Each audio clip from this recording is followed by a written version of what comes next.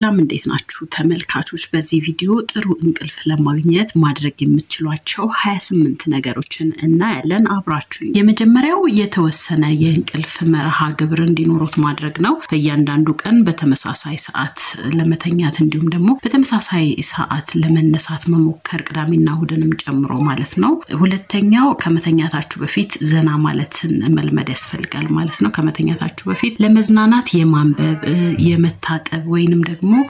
የመሳሰሉትን ልማዶች መፍጠር ይኖርባችኋል ምቹ መኝታ ክፍልም እንዲሁ ያስፈልጋል መኝታ ቤቱ ጸጥ ያለና ጨለማ እና ደግሞ ቀዝቃዛ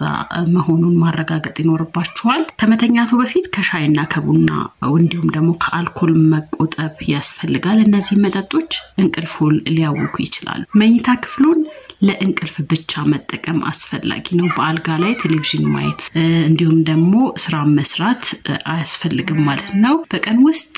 እንቅልፍ የተወሰነ መተኛት ነው ናፕ ተብሎ እንግዲህ ረጅም ሰዓት የምትተኙ ከሆነ ጥሩ አይመጣም ማለት ነው 20 ደቂቃ ብቻ አስፈልጊ ነው ከተገኘ 20 ደቂቃ ብቻ መተኛት ያስፈልጋል ሌላው በየቀኑ የአካል ብቃት እንቅስቃሴ ማድረግ ነው ነገር ግን ከመተኛታችሁ በፊት በየቀኑ የአካል ብቃት እንቅስቃሴ ማድረግ ነው ያስፈልጋል ነገር ግን ከመተኛታችሁ በፊት በጣም በቅርብ ሰዓት የአካል ብቃት እንቅስቃሴ ማድረግ አይኖርባችሁም ጤናማ አመጋገብ ይኑራችሁ ከመተኛታችሁ በፊት ከባድ ምግብ መብላት እንግዲህ እንቅልፍን ያውካል ስለዚህ ቀለል ያለ ራት ነው መመገብ የሚኖርባችሁ በቂ የፀሐይ ብርሃን ማግኘት በቀን ውስጥ ለፀሐይ ብርሃን መጋለጥ የእንቅልፍ ዑደትን እንግዲህ ለመቆጣጠር ይረዳል ከመተኛቱ በፊት ማጨስን ማስወገድ ነው ኒኮቲን አነቃቂ ሲሆን እንግዲህ እንቅልፍን ሊያስተጓጉል ይችላል ጭንቀቱን ይቀንሱ ጭንቀትን ለመቆጣጠር የሚረዱ የመዝናኛ ዘዴዎችን ይሞክሩ ከመተኛቱ በፊት የሞባይል ስልኮን ወይንም ታብሌትን መጠቀም መቆጠብ ነው እነዚህ መሳሪያዎች እንግዲህ የሚያወጡት ሰማያዊ ብርሃን እንቅልፍን ሊያውክ ይችላል ምቹ ፍራሽ እና ትራስ ይጠቀሙ የትራስ እና የፍራሽ ምርጫው ለጥሩ እንቅልፍ ወሳኝ ነው እሺ ሌላው እርጥበት አብናኝ ወይንም ደግሞ ሂዩሚዲፋየርን መጠቀም ነው እንግዲህ አየሩ በጣም ደረቅ ከሆነ የመተንፈስ ችግርን ሊያስከስትና እንቅልፍን ሊያዛባ ይችላል ስለዚህ ሂዩሚዲፋየር መጠቀም ትችላላችሁ የጆሮ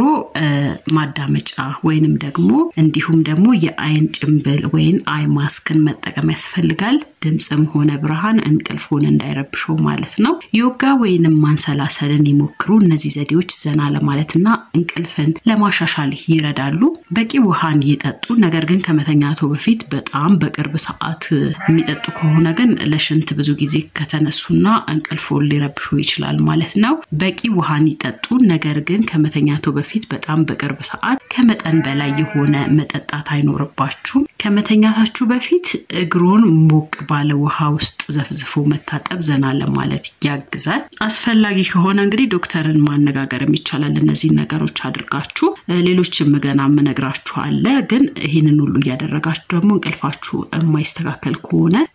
የእንቅልፍ ችግራችሁ እንዳለ እንደቀጠለ ከሆነ የህክምና ምክር ለማግኘት ወደ ዶክተር ብቅ ማለት ይኖርባችኋል ከመተኛቱ በፊት የሚያረጋጉ ሙዚቃዎችን ማዳመጥ ጥሩ መጽሐፍትን ማንበብ ሊሆን ይችላል ለእንቅልፍ የሚረዱ ለምሳሌ ላቨንደር በመኝታ ክፍሉ ውስጥ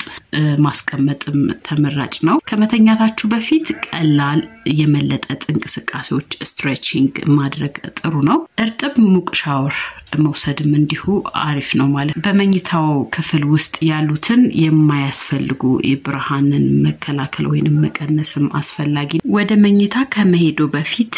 ለሚያስጨንቁ ነገር እንግዲህ ከሰዎች ጋር መነጋገር ማስፈልጊ ነው አስፈልጊ ከሆነ ደግሞ ለእንቅልፍ ችግሩ የሚረዱ የህክምና አማራጮችን እንዳልኳችሁ መውሰድ ያስፈልጋል እነዚህ ነገሮች በማድረግ የተሻለ እና ጤናማ እንቅልፍ ማግኘት ትችላላችሁ በየቀኑ የጤናና የውበት ትምህርቶችን ለማግኘት ይሄንን ቻናል ሰብስክራይብ በማድረግ ቤተሰብ ይሁኑ ቪዲዮንም ከወደዳችሁት ላይክ በማድረግ አበረታቱኝ ጥያቄ ካላችሁ ኮሜንት ላይ አስፍሩልኝ እስከ ቀጣይ ቪዲዮ በሌላ ርዕስ እስከምንገናኝ ድረስ ሰላማችሁ በያላችሁበት ብዘት ይበልልኝ ቻው